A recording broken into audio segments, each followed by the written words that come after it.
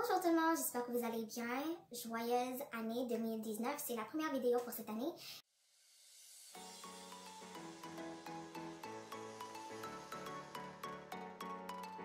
Bonjour tout le monde, bienvenue à ma chaîne Inspirée par Dia. Si c'est la première fois que vous êtes ici, que vous êtes en train de regarder un de mes vidéos, vous êtes la bienvenue. Et si vous êtes de retour, bienvenue à toi aussi.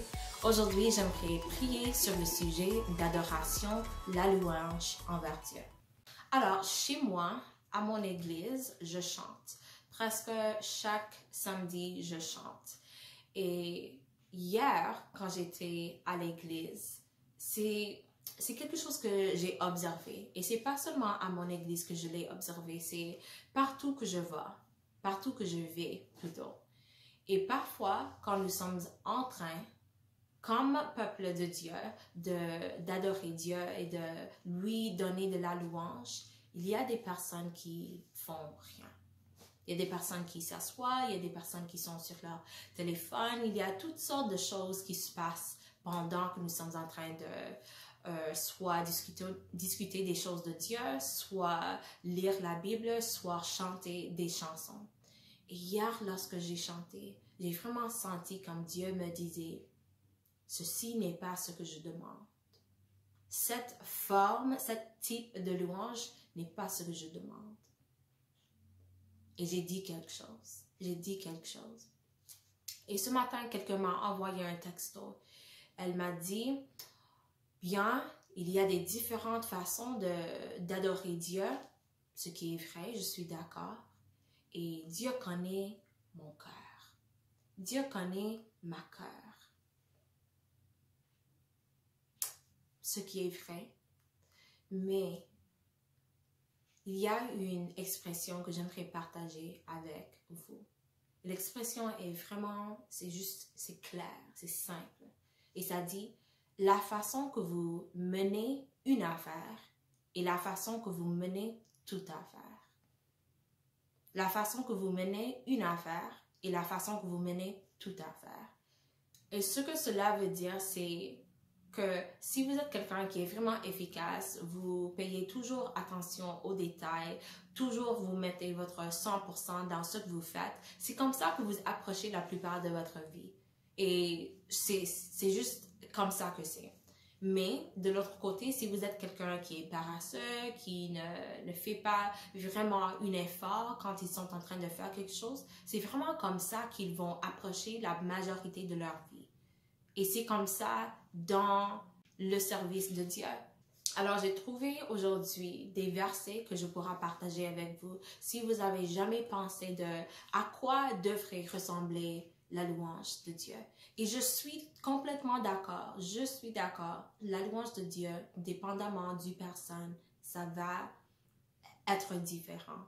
Mais il y a des exemples qu'on pourra voir dans la Bible et j'aimerais partager quelques-uns. Alors, le premier exemple que j'ai trouvé, c'est Psaume. Et dans les Psaumes, il y a beaucoup d'exemples qu'on pourra trouver, mais j'ai choisi juste 2 exemples de Psaume. 95, verset 6, en premier. Venez, prosternons-nous et humilions-nous. Fléchissons le genou devant l'Éternel, notre Créateur. Psaume 95, 1. Venez, chantons avec allégresse à l'Éternel, poussons des cris de joie vers le rocher de notre salut. Alors déjà, dans ces 2 versets, nous avons quoi? Prosternation, nous avons mis à genoux, nous avons chanté avec d'enthousiasme, nous avons poussé des cris de joie envers Dieu.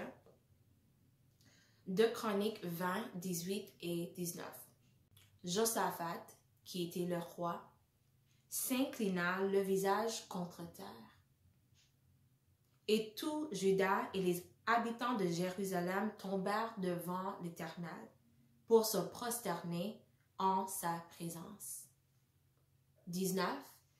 Les Lévites, d'entre les fils des Kahatites et d'entre les fils des Coréites, se levèrent pour célébrer d'une voix forte et haute l'Éternel, le Dieu d'Israël.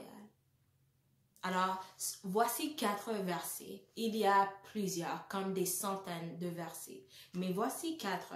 Et déjà, on voit quelque chose. Il y a une réponse qu'on fait ici dans le naturel. Il y a quelque chose qu'on fait avec notre corps quand nous sommes en train d'adorer Dieu. Alors, pour juste résumer tout ça, nous avons mis à genoux, nous avons chanté, nous avons poussé des cris, nous avons mis le visage contre terre, nous avons prosterné dans sa présence, nous avons levé pour célébrer d'une voix forte et haute l'Éternel. Je dirais jamais que l'adoration de Dieu doit rassembler, comme dans tout contexte, ça doit être la même chose. Jamais je dirais ça. Mais il y a des exemples.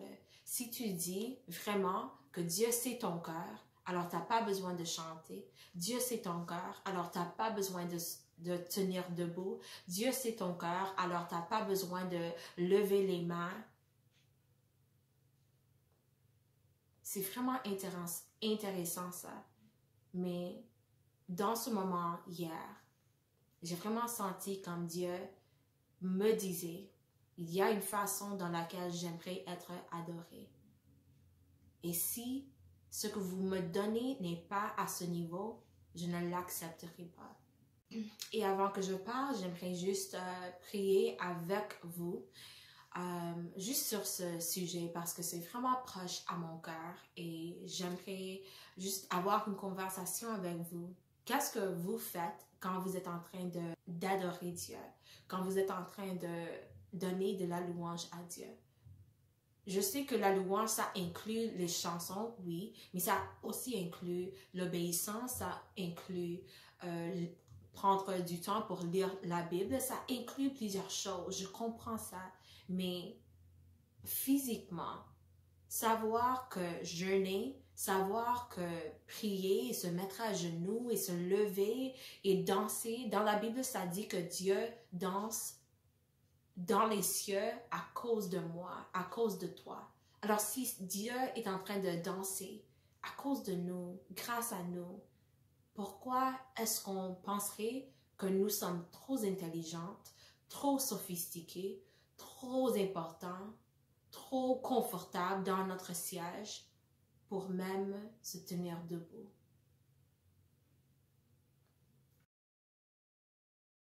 Dieu, merci pour ton amour, merci pour ton grâce, merci pour ta présence. Je vous remercie pour tout ce que vous êtes en train de faire dans ma vie et dans la vie des personnes qui sont en train de regarder cette vidéo. Je suis si contente que vous êtes un Dieu patient. Et quand ça vient à l'adoration, quand ça vient à la façon que tu aimerais être loué, enseigne-nous de comment tu veux vraiment être loué, de comment tu attends nos adorations.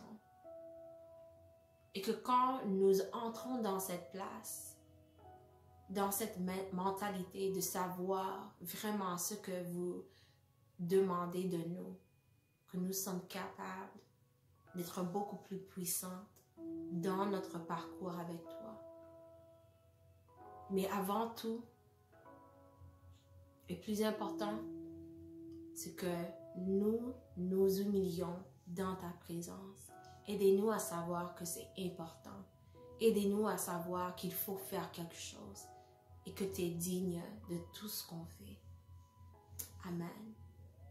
Merci d'avoir regardé. J'espère que vous avez appris quelque chose. Si jamais vous avez des questions concernant l'adoration, concernant quelque chose d'autre, mettez-les dans les commentaires et je vais vous voir dans la prochaine.